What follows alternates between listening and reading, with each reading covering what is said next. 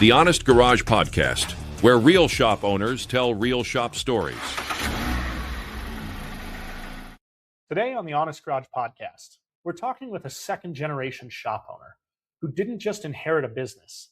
He had to earn his place in it, survive the hard seasons, and then figure out how to lead it into a completely new chapter. Our guest today is Eric Newton, second-generation owner of Curt's Auto Repair in Phoenix, Arizona. Curt's has been serving Phoenix since the late 1980s and has built a reputation around honest diagnostics, diesel work, brake and AC repair, alignments, and the kind of no-pressure customer communication that creates long-term trust. The shop carries a strong review footprint, a long-standing community presence, and positions itself around doing the job right the first time. Eric's story starts young. In the prep call, he described tearing apart parts of his dad's car as a little kid, and then going to work in his soon-to-be extended family shop, first doing cleanup work and then stepping into the shop in August of 2000. What started as a family opportunity quickly became clear. He had unusual mechanical aptitude, especially on the electronics and diag side. And before long, he was carrying a lot more responsibility than most 19-year-olds ever would. He eventually became the lead diagnostic guy, helped the business rebuild after a devastating shop fire in 2007, and stayed through the kind of management changes and hard years that would have made a lot of people walk away. What makes Eric's current season especially interesting is that the ownership transition didn't happen the way that he originally expected. When it became time for Curt to step back, two outside business partners, Jeremiah and Mike, came in alongside him so that Curt could retire fairly and the business could keep moving without the family getting squeezed or the company getting stripped down. Eric now runs the day-to-day as the visible operator, while his partners stay mostly behind the scenes as business-minded support and sounding boards for Eric. At the same time, the business itself is changing. Eric talked about moving away from the old good old boy shop model where people just found a place to put things and hoped the work got done, towards something much more intentional. Better processes, better shop layout, more accountability, faster turnaround, stronger communication, and more discipline about who gets hired and who doesn't. He's thinking about EOS, the entrepreneurial operating system, repeatable systems, efficiency, technician pay, and eventually a second location. But under all of that, the core still sounds pretty old school, but in the best way. Don't lie to the customer, don't sell work they don't need, and don't keep people around who poison the team. In this episode, we're going to dig into what it means to be a second-generation owner who had to grow into leadership instead of being handed a title, how Eric thinks about partners, accountability, and systems, what's working as the shop modernizes, and what other independent owners can learn from someone trying to preserve a family reputation while building a more scalable future. Eric, welcome to the Honest Garage Podcast. How are you doing today, man? I'm doing great, David. Thanks for having me. Yeah, appreciate you taking the time to join us today. So I know kind of in the intro bio we were talking about, you got your start kind of tearing apart your dad's car. Yeah. Tell me, what was the car that you were tearing apart? And was that kind of a dream car for you? Or what's that dream car that got you interested that made you think it'll be fun to tear apart dad's car? Actually, I don't even really know. It's just a repeated story from my dad because I don't even really remember. I just know it was the family car. And I walked into him one evening as he was sitting on the couch or something and handed him parts of the car. And he says, all right, go put those back. Let's see what you can do. And I went and put it back. And if my memory serves me right, that was around the age of 4 or something like that. Wow. I know most 4-year-olds, like myself included, were doing all we could to figure out which end of the screwdriver to hold. And you're out there taking apart parts off the family car and getting them back in the right spot. Yeah, everybody's got a position. Everybody's got a skill that somebody could use. Yeah, and I know that there wasn't a whole lot of time. You've been at Curt's for a really large chunk of your career. Talk to me about how you got into the business with Curt and what the family relationship there is, in case anybody didn't listen to the opener on the podcast. Yeah, so basically into my teenage years, I had the menial teenage fast food jobs, things like that. But I really was thinking I was going to go into some type of construction. And my dad was a whatever you call the GM basically for a construction company. And I went to work and they allowed me to work there again, clean it up, doing oddball stuff. I had the mechanical aptitude, so I was servicing the fleet of vehicles and things like that. At the time, I was dating my wife, and the owner's brother, which happens to be my father-in-law, come to him and said, "Hey, I think he's got mechanical aptitude." And my father-in-law was running this shop, and he says, "Do you mind if I steal him from you?" And he says, "He's a teenage kid, but go ahead." Yeah, good luck. Yeah. And you've now been there for, remind me, how many years? 26 years. 26 years. And in that time, you've done pretty much everything within the shop. You've held a lot of different roles, if I remember right from the prep call, and you've seen it through a lot of really big, devastating changes. When I started, I replaced a late 20s technician that just wasn't working out. So I got thrown into the middle of a bunch of things that, while mechanically inclined, I had no experience, in the field. So I got thrown right into that. So basically it was me, Curt, and we had an after school helper at the time. So we started, it was just basically the two of us and a helper in the afternoon to, through that, grew up to that. Some of those helpers grew up and became different people, different helps for us. We slowly grew up to 4 or 5 people. I think we had 5 people when we had to fire in 2007. And that we had to let one guy go, of course, when other ones stayed on, but we were all dealing with whatever we could deal with on the fire and getting things rebuilt. And then things change, and at this point, I'm not sure how much of the story you want me to tell. I know that there was some leadership changes along the way. I know that there was the ownership transition. What has been the hardest stretch for you personally? What was your role during that time? And what did you learn from that time? Actually, I'm going to say the hardest stretch I'm in is right now. Not learning the cars was, again, mechanically inclined. It was work, but it was easy. Getting out there, getting things done, overseeing a few people, helping them along with things, all that was just natural. Being where I'm at right now, where I'm actually responsible for everybody's livelihood, making sure that we're good to our customers, making sure we pay all of our vendors, making sure that my employees are got enough work that they can feed their families and pay all their bills, learning business itself instead of just working in the business. I'm actually trying to work on the business. Yeah. And I think that you're right, that you're in a season of life or in a season of business ownership that is a real struggle for a lot of shop owners that come with a technician background. Yeah. It's hard to go from working in the business to on the business, and it's a completely different mindset shift. Yes. Talk to me about that transition. What are the things that you're taking from your technician background and applying to how you're putting forth, how you're building the business? And what are some of the things that you're having to relearn or need to go from that technician mindset? In the technician mindset, there's always an answer. If something's broken, there's a way to find that answer. In the business realm, you're not dealing with a machine, you're dealing with people. You're also dealing with uncertainty in economics, uncertainty in my cat died last night. I'm just having a bad day. And as a technician, that didn't happen.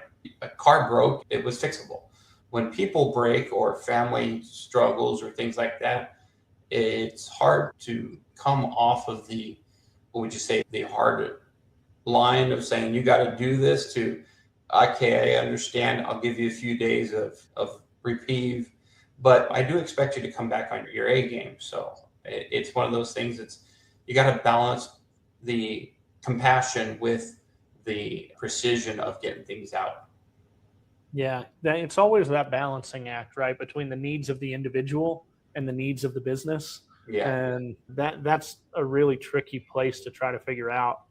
I know we mentioned EOS on the prep call. Is that the tool or training that's helped you kind of navigate some of those unknown variables or transition into leadership, or is there another tool or training? I'm going to say I started with ATI before my business partners come in and help me. They're the EOS people. Okay.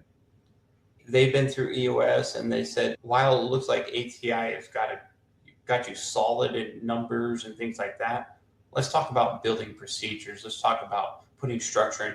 Let's put in a repeatable process. I pulled a lot from multiple, but yes, right now the model we are going after is more of an EOS model. Yeah, that's great. And I think when you're doing that transition, it helps to have the support of an EOS implementer or a coach or somebody out there that'll help you structure the business in the right way. But it also, more than anything, I think it's the system that helps give you something to fall back on. It takes some of the emotion out of the day to day and it gives you something to work with. Yeah. The system is what the rule is. You build what you're going after, you build all the stuff. And when it comes down to making a decision, it's okay. Is that going to be follow our system? Which decision is better for the way we want to look and the way we want their customers to see us? Yeah. When you have those guiding principles, that it just makes the decision-making factors that much easier. Yes. When you say we've got a problem with Mrs. Jones' vehicle, how are we going to handle it? Then it is okay. But is that leading in the automotive repair facility with trust or is it not? So that you got to look at it. If you got to make a decision, look back. Is that the best way to do it through trust to our customers? Yeah, and that's something that you touched on pretty heavily during our prep call, and I know it's something you're really passionate about, is that you absolutely do not tolerate dishonesty in your shop at all.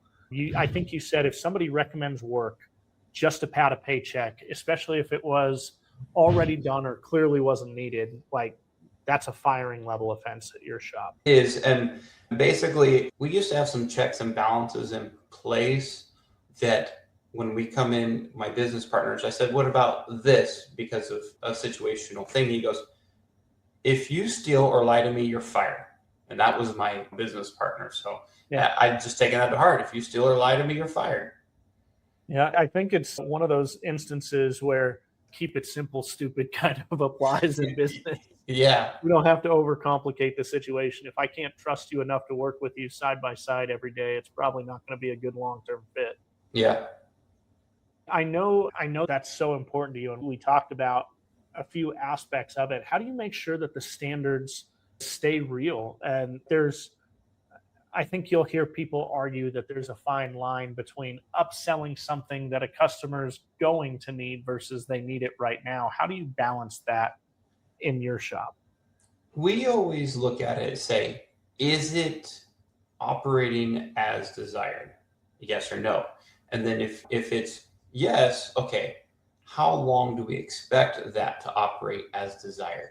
And so we don't, while of course we all want to do as much as we can while it's here, if I'm not honest with my customer and say, hey, look at these 2 things you need right now, but these 3 things that you need, let's just say 6 months down the road or a year down the road, because I'm not here like some of those places, get them all in at once and get every dime we can, because that doesn't build a long-term reputable customers that we can get the 2nd or 3rd generation from as we have now.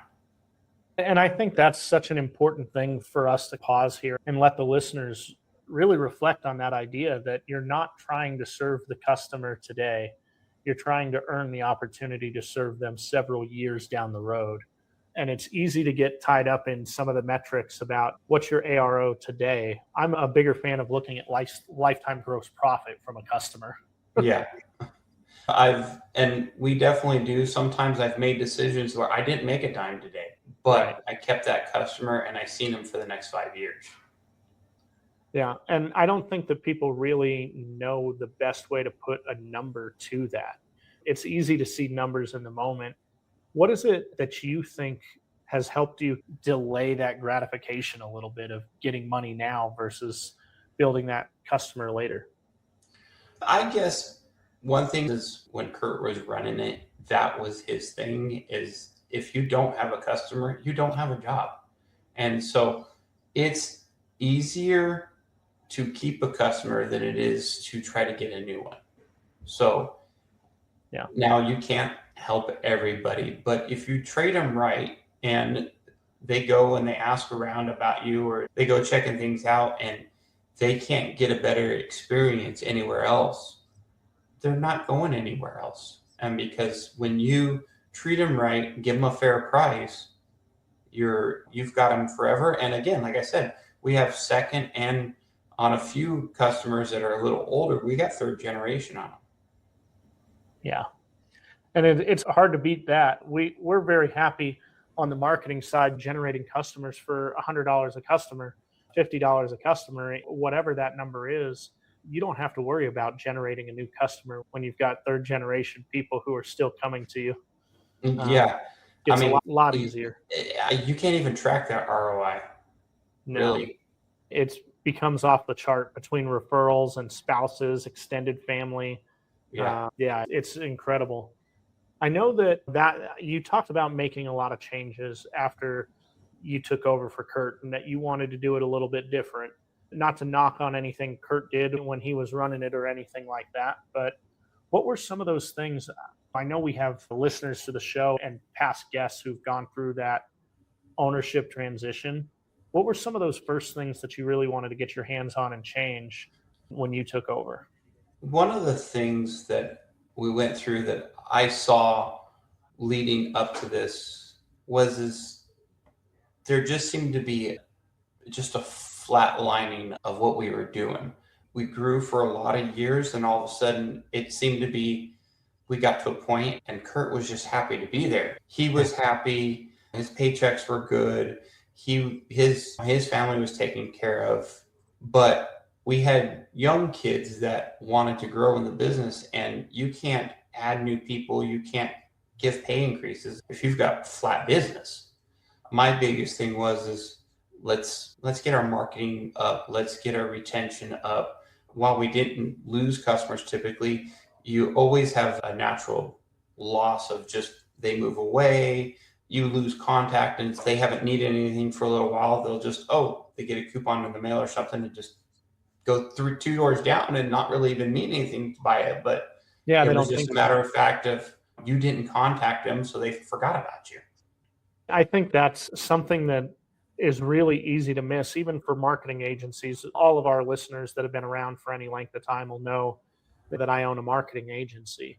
And we don't get into marketing too much on this show, but that is something that we see marketing agencies and shop owners forget a lot about is the customers that you have are future prospects for somebody else's business if you don't stay in front of them. Yeah. And you need to treat them like they can leave and you need to value them the same way you would treat any relationship, any friendship, any spouse like they could leave if you don't value them. I know we talked on the prep call again about your evolution in hiring and the way that you've changed your perspective on hiring over the years. Talk me through that because I know you said that initially you were hiring people that you liked and now you want them to be likable, but you're looking for passion, initiative. Talk us through that a little bit. Forever, Kurt was, like I said, a good old boy, ran a great shop, good reputation in the community. He built something I could build on. And it was never any intention to destroy any of that positive influence. But at the same time, you also had a tendency to just say, oh, you're my friend's kid and you want to try mechanics. Okay, come on over. But now you're my friend's kid and you're really not working out. I have a hard time firing you. Yeah. So that's the type of thing we got to put some performance matrix in place. We have to have accountability for your time and for what you're doing. Yes, I need to like you, but as important as you need to be able to work for me, and I have to be able to feel profitable in you. And so, at the end of the day, if nobody's making money, whether it's technician or whether the shop, nobody's going to do good. Yeah, we make money so that we continue to have the opportunity to serve people. Yeah. And it's an important distinction between serving people to make money. I think that when you flip those two things around, it changes the way that you look at business in general. And I like the approach of we got to be here, we got to make a profit so that we can continue to be here to help, because that's why we're all here, is to help our communities. Yeah. I know that you're in an interesting season. You said right now where this is the hardest it's ever been, or that where you feel the most pressure, perhaps. You're a second generation owner now for what used to be your father-in-law's company. If you're talking to somebody else who's stepping into the family business or inheriting that level of responsibility, what would you want them to understand about balancing carrying the legacy forward and doing things your way? That's a hard one. I don't even know if I've got that one down yet. I'm going to say run the company as the first generation idea. Basically, go out there, be an asset to the community, do the job that the company's known well for. Do exactly that. But figure out if there's a way to, and I hate to use this terminology because it's overused, but cut costs. There are things that these big corporate companies figure out where costs to cut. While we don't like hurting people, they don't care. I'm not going to do that to hurt somebody. But there's a way you can organize. There's a way you can streamline, create a procedure to knock out something that is questionable. If somebody's coming to you every day with the same question, you need to have a procedure in place to have that question answered. Now, you're not going to fix it all. It says fix 90% of your problems with a 30% answer. You know what I'm saying? You don't need to have all the details where you think every little thing needs to be. If you can get 90% of the way, so you're only asked a question occasionally with a very simplified procedure form, then that's the best way to do it. So you're cutting out questions. Look at your organization. Is somebody wasting time walking from one side to the other for something? Do you need to have 2 stocking locations? Do you need to have 2 sets of buckets, or whatever industry you're in, whether an iron shop, do you need to have 2 iron racks or something like that, where instead of having just one centralized where everybody has to come across the shop to it? It's just the procedures to just minimize non-working time. Yeah, and it sounds to me like you're not so much talking about cost cutting, to use that word, but it's more about cost savings by looking at operational efficiencies. Yeah, I guess that's true. But even at that, there's things that we cut Some out things you that have to was, cut. Yeah. yeah, that just were niceties, but they didn't propel the business and they were costing money. Yeah. There's definitely a difference between a nicety and a necessity. Yeah. Talk to me a little bit more about that, about the transition with your father-in-law. Did he stay on for any period of that transition, or was it a clean break? Is he still involved as a sounding board, a mentor, legacy partner?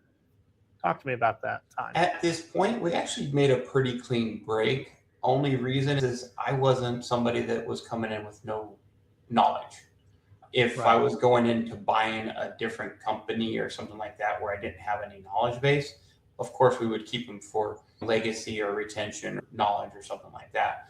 But everything, for the most part, I've been running the place until he retired anyways. And the few things I didn't really know in the business side of things, it's where my partners really knew stuff. It was one of those things where we see no reason to keep him on.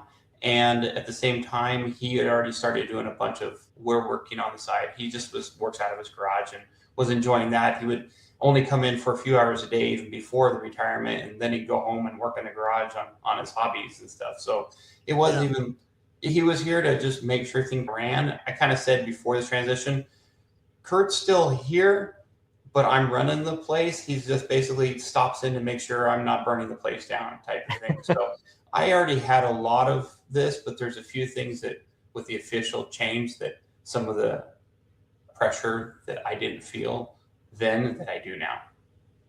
Yeah. I think that's what every owner wishes would happen. I know we talked to a lot of shop owners, even a few that are looking to retire or on their way out. And I think the assumption out there is that it always has to be a slow transition out or a slow transition into new ownership. But really, I think the best retirement gift you probably could have given Curt was a clean break. And all right, Curt, you're free, man. Go and run it. Go do your hobbies, and we got this. Don't worry. Yeah. I think that's awesome, man. And I don't think it's something that a lot of shop owners even think of as a possibility. So I appreciate you sharing that. Yeah. Like I said, if I was in a completely different situation, it'd probably be different, but I'd already grown up and been into it for 25 years before there was even talk of retirement. So I had a lot under my belt. So it was an easy, I didn't need to get to know you. Yeah. It was an easy, clean, and enjoy your time. And he still comes in occasionally and just chats with the guys and things like that, see how everybody's doing. It's not like we severed or have any in-law troubles or anything like that. That's good. The last thing I'd want you to do is air those on this show. I'm going to get a call from your wife. She's going to be upset at me. I asked the wrong questions. Yeah. One of the things that we ask everybody that comes on the show, and we kind of touched on it a little bit earlier, but when you hear the phrase honest mechanic, honest shop, honest garage, what does that mean to you personally? What does that mean in the way that you're running Curt's on the day-to-day basis? I would say that is the thing that honest is integrity. Is not, we can all tout honesty, but in the end of the day, are you actually doing what is 100% best for the customer? And it may not necessarily even be good for the shop. You can't do a bunch of bad deals for the shop, but you occasionally are going to help. Mrs. Jones has got an old car. She's living on a fixed income or something like that. I'm going to carry her for 6 months with no interest or something. It makes a horrible decision for the shop, but in all reality, it's what works for you and Mrs. Jones. And when you do that, Mrs. Jones isn't going anywhere else. And while she's not going to be your big ticket person, she's there to be the little filler job that you need when somebody just needs something to fill in between two big jobs. That's what they're there for. So being honest, and also includes from me to my employees, if they've got questions, if they've got concerns, I want them to ask me, because if they don't feel confident in the way everything's going on, it's going to reflect on how they work and their attitude. So it's not just to the customer, it's to everybody involved. It's to my vendors, it's to my employees, it's to the customers, it's to other businesses around me that say, hey, we are going to hold everybody accountable and keep a standard up. Yeah, I love that. And I think that touch on integrity over honesty is a nice way to think about it. I don't think the Integrity Garage podcast really has the same ring to it. It doesn't, but but obviously that's something that we care deeply about. We ask every guest that comes on the show. We operate the Honest Garage podcast, Honest Mechanic Marketing, and we love getting the insights from different people, because honesty is one of those words that is really kind of like smoke in the wind. It's hard to grasp what it is, and it kind of means something or looks different for everybody. Yeah. One of the other things we like to do on the show, we found that we're really building a community of past guests, of listeners out there that like to connect and dig deeper. The whole point of what we're doing is to help real shops tell real stories. But there are times people want to dig in deeper than we have time to go into on a single episode. What's the best way for them to connect with you outside of the show here, or stay in touch with what you're doing at Curt's? I would say, I'm not going to give out my personal cell phone. I don't blame you. This is going online. Curt.com is our webpage. From there, there's a contact form. Also, the phone number at the shop is 602-588-2878. And that was built back in the day. It was 602 Love Curt. So LUV Curt. So that's what that comes from. But that would be the two best ways. And if somebody really wants to reach out, it's got more questions, just ask for Eric. But Eric is not always available. But make sure you let them know you're not a marketer or something like that. I've got my guys that are really good at streaming out marketing people and things like that. That's why it took you a while to get hold of me, because they were making sure you were who you said you were. Yep. And I think that's not uncommon in the industry. Everybody spent a lot of time training their service advisors to weed out the marketers. I understand where everybody's coming from. I'm just going to offer a general piece of advice, not for you, but for every listener out there. Spend as much time training your service advisors on getting people's names when they call in as you do on beating the marketers off with a stick, and at least make the training beneficial both ways. Yeah. But anyway, if you're out there and you enjoyed today's episode, I do encourage you to try to reach out to Eric and fight past the service advisors trying to ward off the marketers, and let them know that's not you, because Eric's got a lot of value to bring. And we only have so much time to touch on it today, but I just want to say thank you, Eric, for sharing your knowledge and sharing your story with us here on the podcast today. And thanks, David, for having me. Yeah, of course, man. And if you got value from the show, make sure to like and subscribe so you don't miss future episodes. Leave us a review. It helps people find us. It helps us seem credible so that when we're bringing guests on like Eric, they actually want to talk to us because they realize we're not out here pitching people. We just want to help real shop owners tell real stories. If you ever did want to have a marketing conversation, you're always welcome to reach out to us directly at honestmechanicmarketing.com. But other than that, we want to help you tell your stories. Thank you for listening. And as always, keep it honest in the garage, everybody.